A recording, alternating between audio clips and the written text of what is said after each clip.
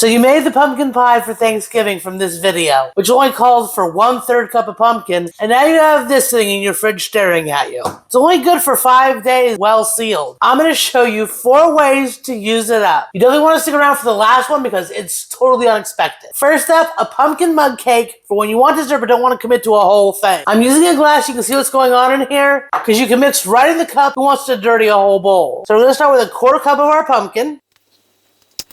To this, we're adding 3 tablespoons of flour, 2 tablespoons of sugar, because we're adults, we can have cake whenever we want. Give that a small stir. We only need half an egg for this, so I'm going to use the other half of this egg for a pancake. You can also use 2 tablespoons of cartoned egg whites instead of an egg. 2 of that in there. A quick tablespoon of milk, 1/4 teaspoon baking powder, 1/4 teaspoon pumpkin pie spice, because of course, or just use cinnamon, 1/2 teaspoon of vanilla, and then just a little tiny pinch of salt. Whoop. Give it a good mix, mix, mix.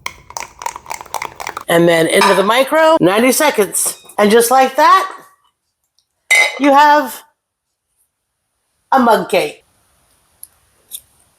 It's like a nice warm fall hug. Next up is a pumpkin pancake. We have our other half of an egg here, or again, 2 tablespoons of cartoned egg white. Gonna come over here and grab another 1/4 cup of our pumpkin.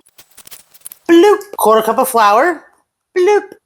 Yes, I washed it first. Tablespoon of sugar, a quick tablespoon of milk, 1/2 teaspoon baking powder, 1/4 teaspoon pumpkin spice or cinnamon, then another little just pinch of salt. It's going to be thick and that's okay. I already melted a tablespoon of butter over medium heat. Go ahead and pour in our batter. As always, I'm all about spatulas to get every last drop. Easy cleanup and no wasted money because no wasted ingredients. Just like with any pancake, the top will start to bubble as the bottom is cooked. And that's when you know to turn it over. Now look how pretty and golden that is. And she's thick. And there we have it. Give it a quick pat of butter right there in the center. And then a quick pour of your favorite syrup. And you can have breakfast any time of day you'd like. And unlike other pumpkin things, this doesn't have that strong pumpkin. It actually gets kind of milded out by all the other ingredients that are in there. So good. Next up, a pumpkin muffin and a ramekin, because who needs 6 or 12? For this, we're starting with 1/3 cup of our pumpkin, a 1/4 cup of our flour, 2 tablespoons of sugar, 1 egg, 1/2 teaspoon baking powder, 1/4 teaspoon baking soda, 2 tablespoons of oil, pinch of salt, and then some of that pumpkin spice or cinnamon, and then just mix until well combined. Make sure to grease your ramekin, otherwise it's going to stick, and then you're going to be mad at me. Into the ramekin we go. Give it a little pop.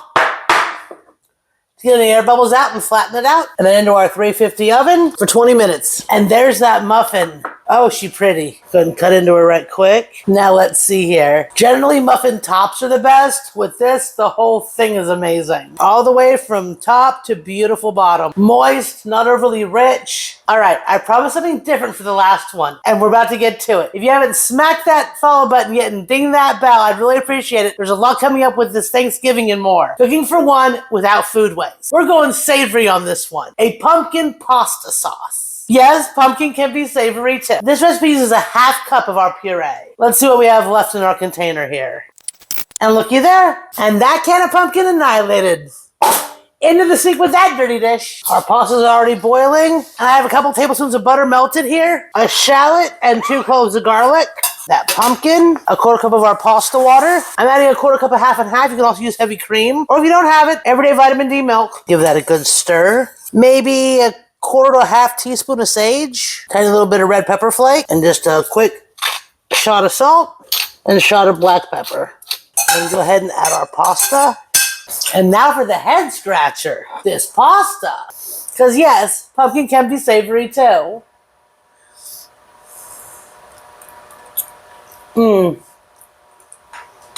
garlic, the sage, that little pop of red pepper in there, so good. Not sweet like you would expect it to be at all. Completely savory. A mug cake, a pancake, a muffin, and a savory pasta dish with their remaining can of pumpkin. Nothing went to waste.